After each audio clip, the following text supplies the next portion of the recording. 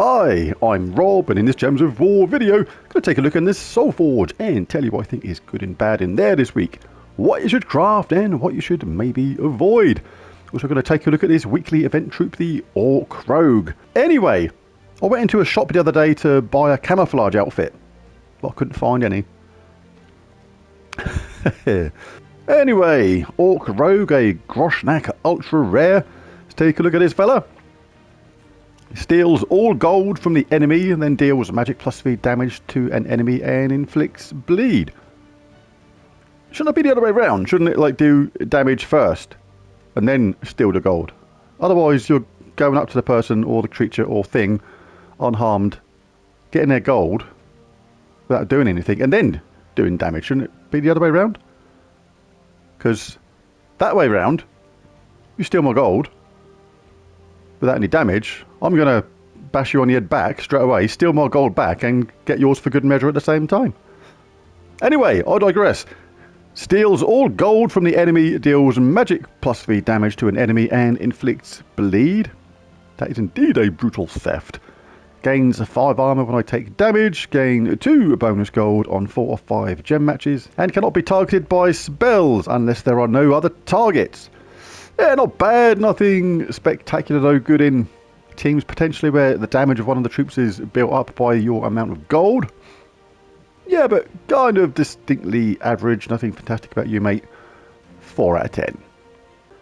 As ever, grab enough to get it to mythic level anyway. It's going to help your power level kingdoms in the long run to get these to mythic level and power level 20. Right, and resources, let's grab some spoils of war. 10 of them you can grab every week. You know you want them. You know you want those awesome treasure maps to chuck in the room with the other pile which you're going to use as wrapping paper at Christmas or something instead. Alright, let's take a look at the weapons then. I'm not going to go over all the ones which are here all the time. I'll put a link in the description below to my Soulforge extra video where I go over all these weapons that are here on a weekly basis. First up this week though is Spiked Mace. Deals magic-based damage to an enemy, boosted by Groshnak allies, then create a mix of 6 red and brown gems for each Groshnak ally. Uses blue and green, generates red and brown, so make sure a couple of your troops use red and brown to make the most of that, and it can be pretty useful. Bone Scraper, sounds jolly painful indeed.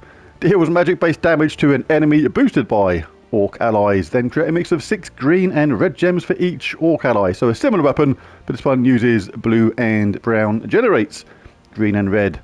Speaking of Bone Scraper, Confucius say, man who goes through airport turnstile sideways, going to Bangkok.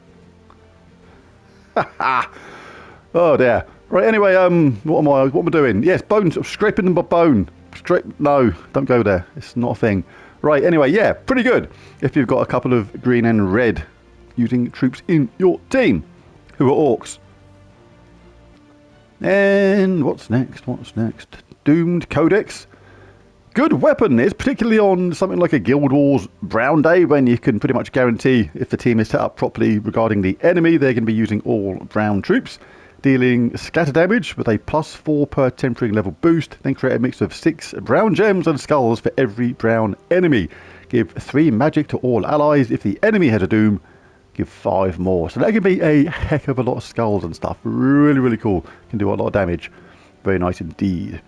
Earth's Fury, another fantastic weapon. Eliminate all armor from an enemy, then deal magic-based damage and give all allies 2 attack, boosted by armor eliminated. Right up there with Mang as a really good armor stripper with damage. Absolutely great stuff. Really like that. Absolutely get that this week if you can. String of Teeth.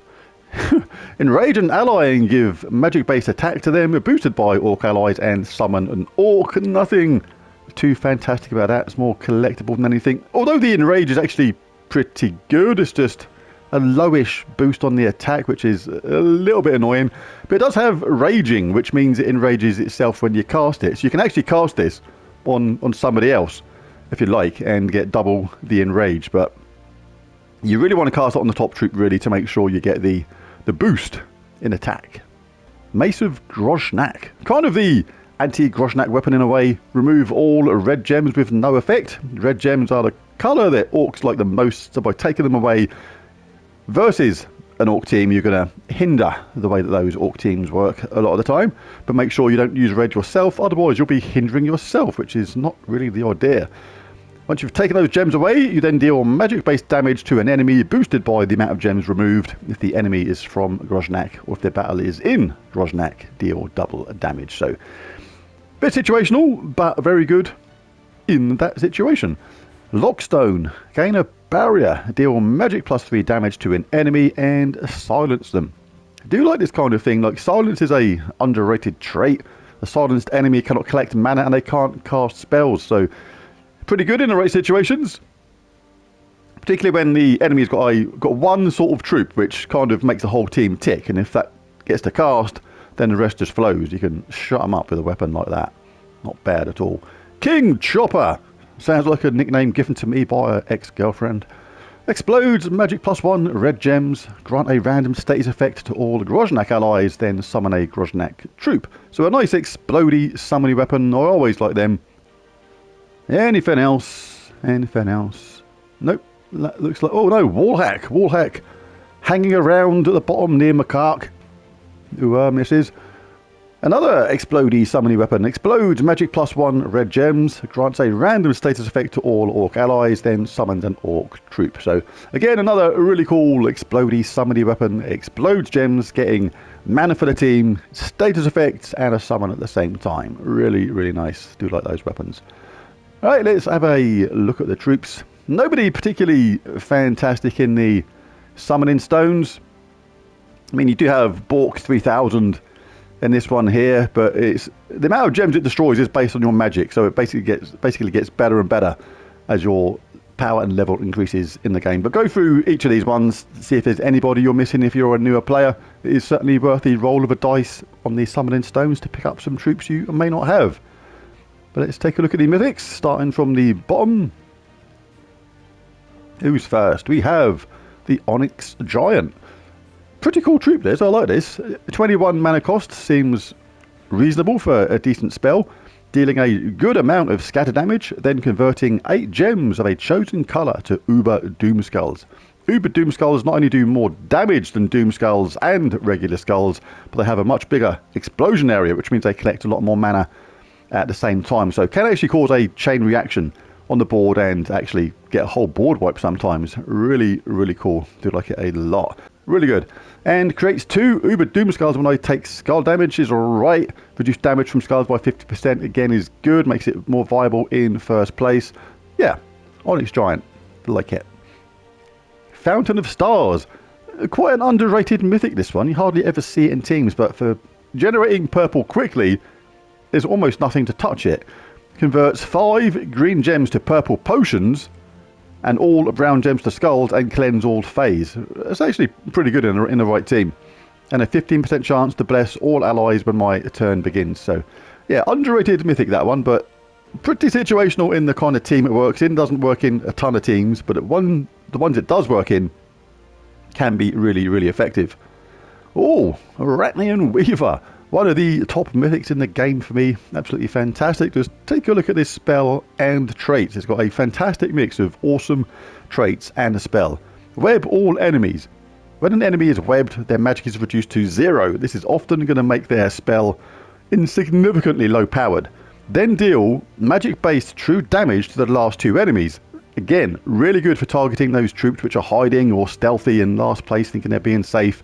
And if an enemy dies, explode 15 gems. Really, really cool. Now, the traits are superb as well.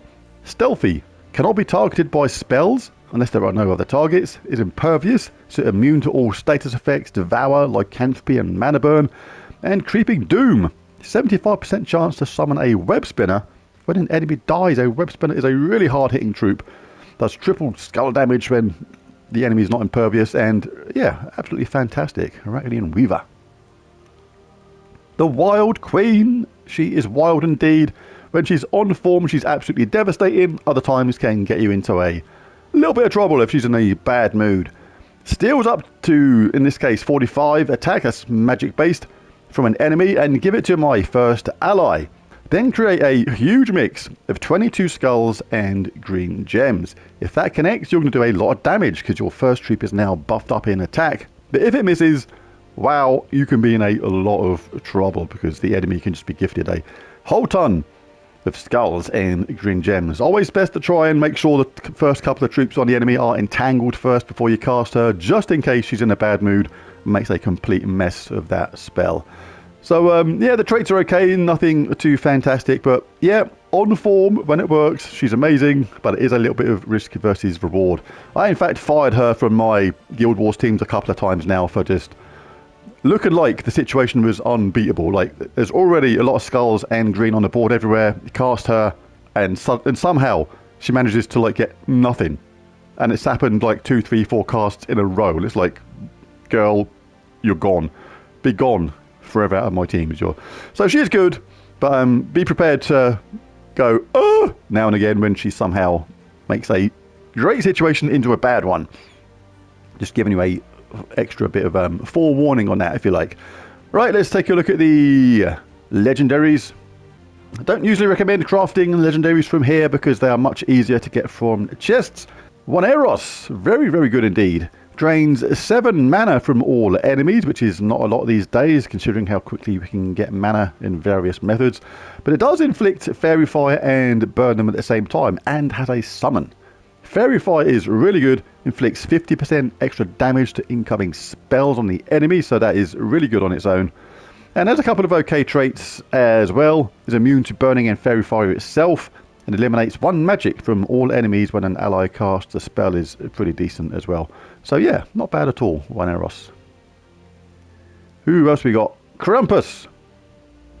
Does magic-based damage to an enemy and submerge them, or devour them, or transform into a daemon and knock them to the back. Not particularly a fan of these do one thing or the other spells. Kind of like to know what's going on myself, but each to their own. And yeah, inflict curse when dealing skull damage can be useful. And deal 5 damage to a random enemy when matching red gems. Can soften them up a little bit. Frost Feather. Does damage to all enemies, and if there's an ice storm, curse all enemies. So, yeah. But one of the reasons I like this is actually this third trait. Freeze all enemies when I die. I mean, if you use that wisely, you can actually give yourself a chance when, say for example, you're fighting goblin teams. And you know you can get looped to death. Stick this in first place, almost like a precaution against those goblins starting looping. Because if it gets killed, then you're going to freeze all the enemies, which is going to stop them in their tracks. And say in second place, you've got your hero, which has a summon or something like that. You can then summon someone in its place, get another troop, but you've at least blocked that, or stopped that goblin cycle of non-stop looping. But yeah, Frostfeather does have various pretty cool uses. And last one is Scion. Does an okay amount of true scatter damage, nothing spectacular, and drains 7 mana from all enemies. But same as One Eros, it's not a lot of mana reduction these days, how quickly we can gain mana with certain troops and certain weapons and certain heroic gems. But yeah, it's alright, just the power creep in the game means it's just not as effective as it used to be a few years ago. But there it is, there's the troops. Who gets my super coveted? Not. Mythic of the Week. The Wild Queen is very good, but a little bit sporadic on the reliability of her spell.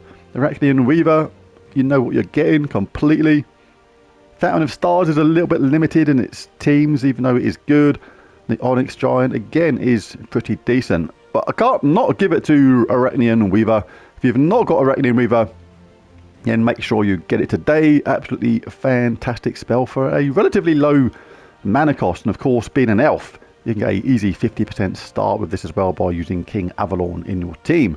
Weapon all enemies, taking away their magic, doing true damage to the last 2, hitting stealthy enemies as well. The possibility of exploding all those gems to gain mana again, can't be targeted, impervious, 75% chance of a summon when an enemy dies of a great troop as well. Absolutely unmissable. If you've not got Arachnaean Weaver and you've got the diamonds, get it. Absolutely fantastic. You will not regret it. But there it is. There's the video. If you enjoyed it, found anything useful or helpful, be really cool if you bash that like and subscribe button. It really does help. But most of all, thanks for watching. I'll catch you again next time. Bye for now.